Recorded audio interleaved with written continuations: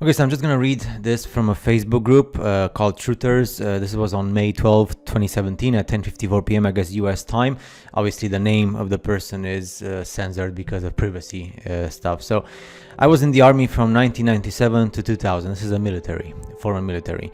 And I was sent to McMurdo Station in Antarctica. I was a helicopter mechanic and crew chief, and they had volunteer tours open for guys to go there and work on the helicopters there.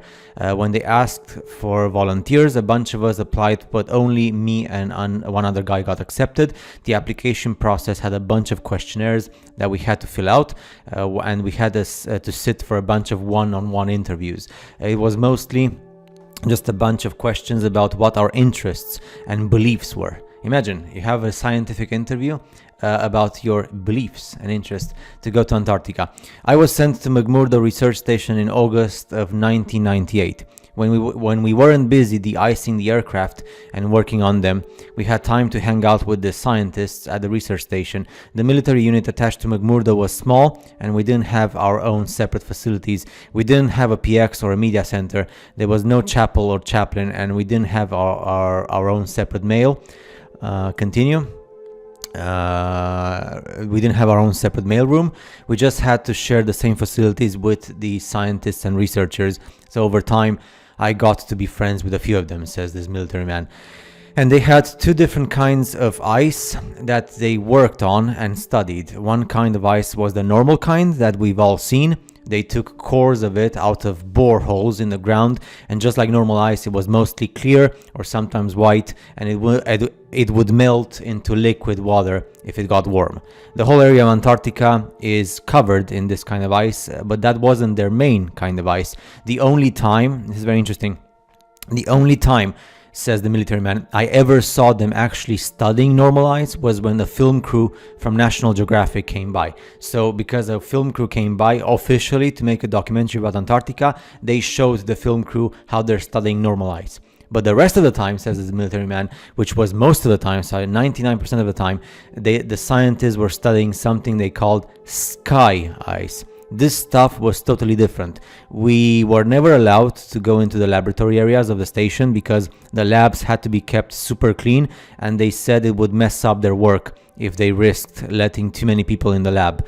One time, one of the researchers that I was friends with showed me a piece of sky ice. You couldn't touch the stuff with your bare hands because it was so cold, and it wasn't clear or white like normal ice. It was solid blue. And let's continue. It was solid blue, and he said that's why they call it sky ice, because it was the exact same color as the sky. This is mind-blasting, and I look at the sky right now, the sky is blue. This is like a total short circuit, like punch in the face for me. We had to wear our thick, heavy going outside gloves to handle this sky ice. The stuff was so cold, it would instantly freeze your skin if you touched it. I've seen this in the movies, in the sci-fi movies. I don't remember what temperature that he said it was, but it was something like hundreds of degrees below zero, way colder than the normal ice that was outside. He had to carry it in a metal bottle that was kind of like a thermos. He let me play with a piece of it for a while, and it felt lighter than a piece of normal ice of the same size. Like it wasn't very heavy at all. It almost felt like you could throw it up in the air and it would just float back down, but I didn't try that. And it was also a little flexible when I tried to bend it. It didn't break like normal ice would, and even for a small piece, you couldn't see through it. It was solid blue right from the surface. And here's the really weird part. He says, this military man, it did not melt into water. When it got warm, because we had it inside, it just started to shrink. It got smaller and smaller, but my glove never got wet, and there was no water on the floor. The stuff just turned into thin air when it got warm and vaporized. So even though the compound of this thing was not water, so it didn't melt in water, and your glove is not wet and the floor is not wet, so it just disappears like in the movies. He said that was the reason why they had to study this stuff right there in Antarctica. You couldn't take sky ice back to America to study it because it was almost impossible to keep it cold enough during transit. It would always vaporize into air and you'd have nothing left when you got back to the US. He said Russian scientists had discovered the same problem when they tried to take sky ice back to Russia, so that was why they all had research stations in Antarctica. After maybe 15 minutes of handling the piece of sky ice, it was almost completely gone, and just a tiny little bit was left, and my glove was dry the whole time. I've never seen anything like it before or since, and that's unusual because I've always had an interest in scientific things.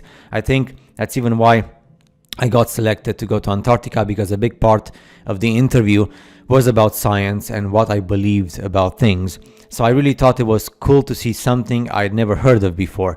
The whole time I was at McMurdo, I heard people talk about the wall like that was a special place. Imagine. The whole time I was at McMurdo, says this man, the military man, I heard people talk about the wall like it was some special place. It's pretty common to find ice walls and ice cliffs all over Antarctica. The whole place is ice, but it's all just normal white or clear ice. So I asked my friend where they get the sky ice from, and he said it comes from the wall. The wall. It's a different kind of ice wall. It's not your typical ice. So I don't remember exactly how he described it, but apparently there's a huge wall of sky ice in Antarctica. So not normal ice, but sky ice. He said it was hundreds of miles inland from the coast. I never got to see it myself because I was only stationed at McMurdo.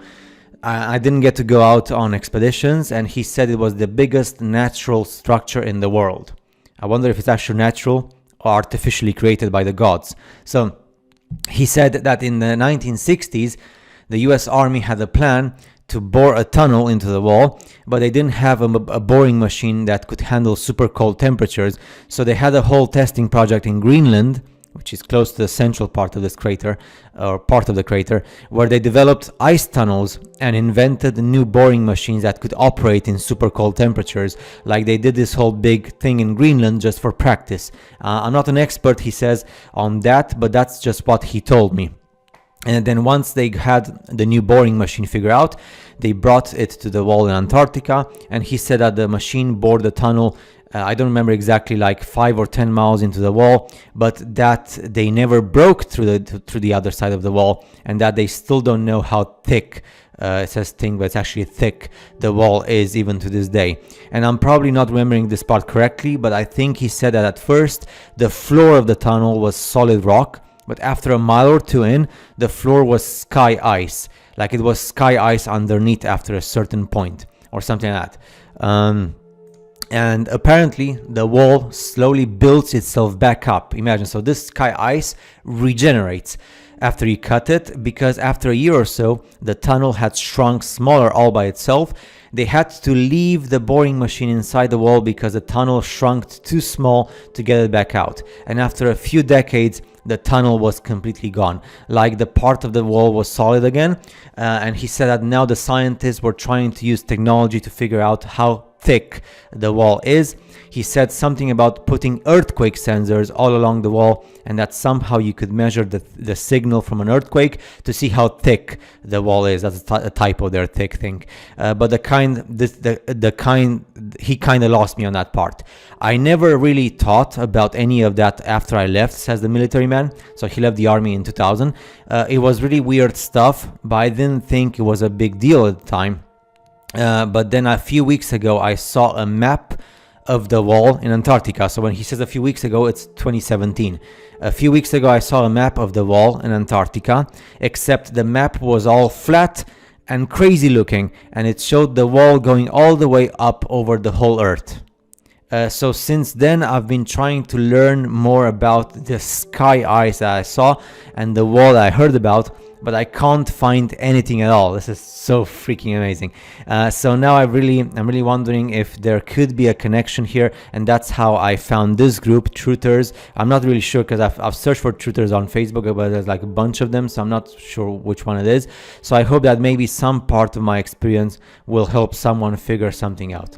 And that's the whole thing for this comment. So the sky ice coming from a comment on this Facebook group from this guy who was a military man at McMurdo Station, and being the sky ice. So I guess if this is true, now we understand why it's forbidden to go to Antarctica and only scientists can go there, and why there's like so many research stations from all the countries in the world. And this sky ice, and the sky looks blue during the day, and this thing is blue and it evaporates just like in thin air. This is so amazing. So, which means that if they said like the wall, so the wall continues upwards and covers the whole world, like the world we know it. So the continents where we live, that's why we see the sky blue. So this is the limits. This is like the genetic experiment we're part of, right, as a humanity. And I guess the creators are the gods. In plural, because if you read the ancient text, the biblical text, Elohim means gods in plural. So it's just amazing, and all these things. And again, this person, when he was a military man, he didn't make much of it, and 17 years afterwards he saw the typical map, the flat earth map, called so on the internet, which is like the Gleason map, which is the only and last map which is officially said officially by the government. So the map was released in the late 19th century, early 20th century, and at that time the government and the academics said this is the only true map of the world. And of course afterwards they created NASA and all the operations and everything. And now if you say something about that map, people call you crazy conspiracy theorist and crazy flat earther, right? Because that's how the world works. But this is fascinating stuff. So again, it's up to you what you make of it, but I just want to read the whole text, and you can pause the video. You can actually take a screenshot of the whole thing if you want, and yeah, show this to as many people as you want if you feel like it. And it is truly fascinating. So if I find more information, more interesting information about the wall, this is also awesome, you say the wall, and the dome and everything. And yeah, I'll see each other in the next video. Take care.